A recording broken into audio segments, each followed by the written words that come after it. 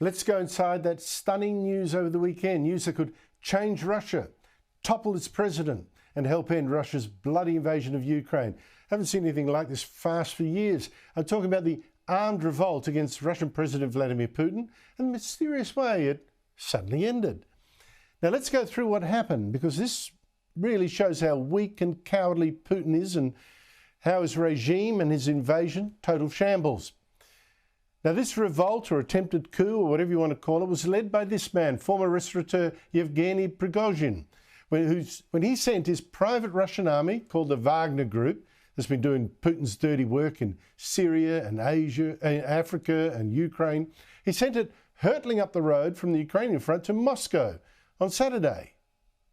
Now, Prigozhin wasn't out to replace Putin, or not yet. He wanted instead to replace the defence minister and the top generals that he said were starving his 25,000 private soldiers of ammunition. And, by the way, more important to him, I think, the army was trying to take over his private soldiers, sign them up to the army instead of him. Now, Prigozhin told Russians quite openly that their generals were losing the war in Ukraine. He said Ukrainian soldiers in this counter-offensive were advancing and could push the Russians right back to the border and beyond. Несем сейчас серьезные потери. Я абсолютно в этом уверен. Мы сейчас наверняка лишимся части территорий, и это часть территорий Российской Федерации. So off he went, this march on Moscow. Well, his Wagner group met almost no resistance when it first took over the southern Russian city of Rostov-on-Don.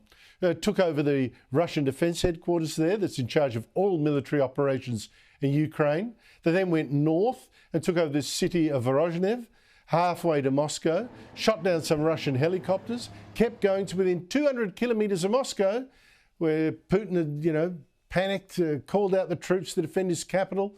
In fact, on Saturday morning, Putin went on national TV and promised terrible revenge on the mutineers.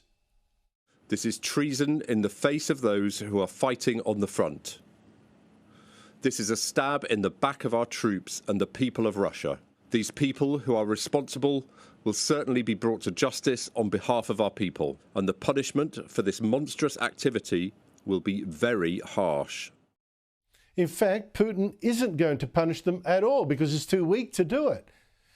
Just 4 hours after he said that terrible punishment, he made a deal with Prigozhin. If Prigozhin called off his revolt, went into exile in Belarus, he and his Wagner group, they wouldn't be punished at all. Prigozhin agreed to the deal and left Rostov-on-Don to the cheers and the applause of locals there, another sign of Putin's weakness. Yevgeny Prigozhin, presumably en route to Belarus, waved off to cheers in Rostov last night. Of course, Prigozhin probably agreed to this deal, I'm guessing here, because not enough Russian troops had defected to his side. But very few had resisted his march on Moscow either. But here's another thing. Putin looks terrible. How gutless does he look? I mean, while soldiers scrambled in Moscow to defend him and his regime, his private plane on Saturday was tracked, leaving the capital to fly towards St. Petersburg. Now, Putin hasn't been seen in public since.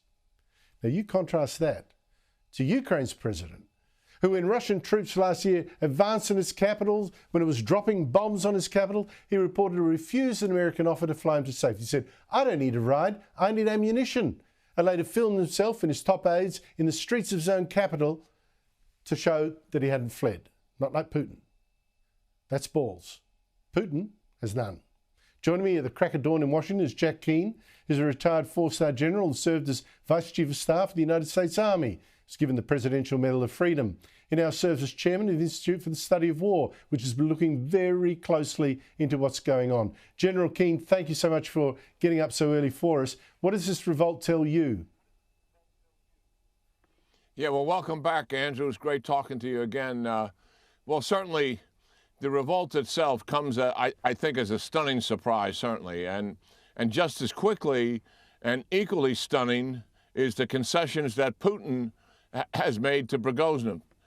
What's really happening here is Prigozhin has taken issue rather publicly in rantings for months with the actual justification for the war. He has taken Putin on and saying that there is no justification for invading Ukraine. And then he took on the Minister of Defense, Shoigu, and Gerasimov, who heads up the Russian military, for their execution of the war, what he called their incompetence in running the war. And these rantings have been going on for months. And, you know, we all looked at this and said, how long is Putin going to put up with this? And one of the reasons I think he tolerated it is because it diffused the blame for the war not going as well as expected and put that blame on the Minister of Defense and took it away from him. And I also think he likes divisions among power centers in the Russian state in any event. But the reality is, what happened to Prigozhin is Putin made a decision that Shoigu recommended the Ministry of Defense to him. Two things. One is, don't permit Prigozhin to get penal prisoners anymore as part of his force. Secondly, he said, I want to take control of this group. Putin agreed, and Prigozhin would be working for the Minister of Defense. He would no longer be an independent private firm working outside the military.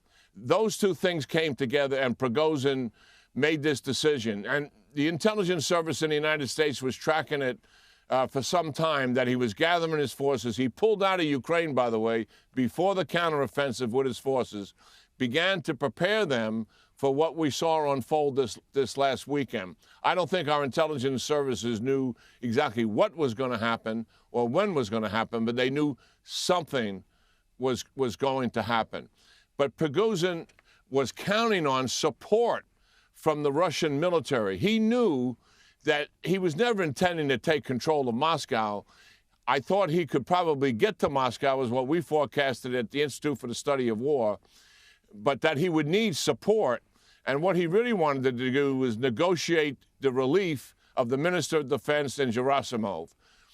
But what happened is he didn't get the support from the military generals. The one he was really looking for was Surovikin, a very prominent and well-known military general inside the Russian hierarchy. And Surovikin came out almost immediately and condemned the armed rebellion. And I think at that point, Prigozhin knew he was not going to get that kind of support. He actually dialed in to Putin's headquarters trying to speak to his chief of staff. And I think they realized then that Prigozhin was likely looking for some kind of a deal. And they worked that out with Lukashenko, certainly. We don't know really all the ins and outs of this deal yet. I mean, Prigozhin's in exile, but we haven't heard the last of him. We don't know what's going to happen to the Wagner group. Are they going to demobilize it? Or are they going to keep it together as an effective fighting force and put it under control of the MOD? Will they fight for the MOD? Those are unanswered questions going forward. But there's no doubt that Prigozhin miscalculated here, and also Putin is weaker as a result of this. I mean, strong man supposedly, stable state supposedly. We saw none of that here, and that's the reality of it. So a lot of unanswered questions going forward, and certainly more to follow for certain. Yeah, Prigozhin was too weak to take over Moscow, or at least achieve his aims. But Putin was too weak in defending him, because there was almost no resistance to the Wagner group's march on Moscow, almost none. And what I think will be really damaging to Putin is that reports are, it's not confirmed, his plane certainly left Moscow when he's, fled. Whether he was on it, we don't know, but it's not been seen publicly since. This is terrible. A look for him, isn't it? Oh, yeah, absolutely. If that story eventually gets confirmed, that's an absolute disaster for him. And you pointed out the corollary to that is how Zelensky handled the same situation. Putin reveres Stalin, and Stalin stayed in Moscow. The German Nazis were 28 miles from Moscow during World War II, and he stayed right there. Of course, as we all know, they were able to turn it around against the Germans. But nonetheless, what a contrast. You know, most of these dictators are indeed cowards, and you put your finger on Putin being certainly that. He's morally bankrupt. He's a thug. He's a killer. And now we know, if this is confirmed, he's also a coward. But you're absolutely right here. Listen, the internal security forces permitting Prigozhin, that even though 25,000 sounds like a lot, I mean, he's got 1 million men under arms. I'm talking about the Russian military. And the fact that they could take two cities in Moscow and get within a few hundred kilometers of Moscow itself, shoot down 6 or 7 attack helicopters and a command and control fixed-wing airplane. Obviously, they've killed some Russian soldiers as a result of all of that. And be able to achieve that end, that's a huge failure of Russian internal security forces. I suspect Putin is trying to figure out what is he going to do about that. Somebody's head has got to go as a result of that kind of failure. He certainly wants to diffuse that as he always does and not accept that responsibility himself. But when you look at where the Russian state is now, I mean, he's got a false narrative for starting a war, and the people have heard that false narrative for months from Prigozhin, whose voice is heard throughout Russia. The Russian military is in shambles. It's going to take them years to rebuild it. The economy, as we know, was declining before the war and certainly accelerated that decline after it. And Putin is much more isolated internationally, and now he's weaker. The idea of the strong man running a strong, stable state, that also has been punctured quite seriously. Yeah, but mind you, I wouldn't, if I was Prigozhin, I wouldn't be going up near any windows of tall buildings, and I'd be careful what someone might be slipping in his cup of tea. I mean, Putin will be wanting to kill him, so we shall see what happens there. The main story now, though, General Jack Keane, is how this affects Ukraine's war on Russia.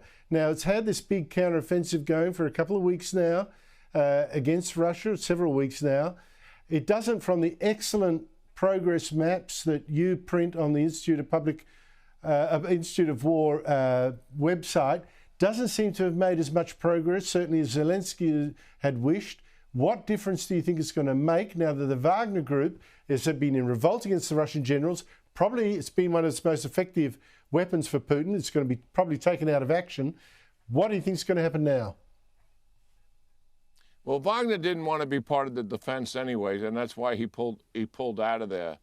The Russians are better at defense than they are at offense, and they've been able to build their defensive obstacles for months while Zelensky's forces waited for the Western equipment to arrive and for the training to be completed.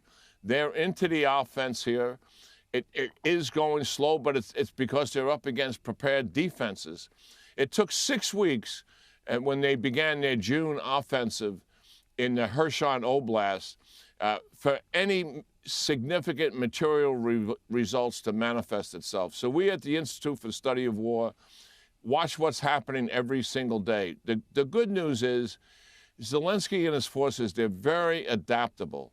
These Russian defenses are formidable. So as opposed to attacking them front on, they're going in at night using their infantry forces to attack into the flanks. And what they're finding when they attack the Russian forces close up, they beat them. And a lot of those Russian forces flee. But they also have significant barriers that these armored forces have to get through. So for the sake of our audience, what they're doing, they're attacking right now in 3 different locations, trying to find a place where they can penetrate and not have a lot of casualties as a result of it, and then exploit that penetration and get all the way to the Sea of Azov in southern Ukraine so that they can disrupt the main supply routes from Russia to Crimea. If they're able to do that, that will be operational success. They will bring forward then long-range artillery, HIMARS, the British Storm Shadow cruise missile system, and begin to pummel Crimea and put the bases and depots and ammunition sites at risk, the logistic infrastructure in Crimea. They would not attack it until next year. That is the plan. If they're successful at that, that will be very, very significant. Let's hope it all comes to fruition. General Jack Keane, thank you so much indeed for your time. Amazing detail. Thank you for that.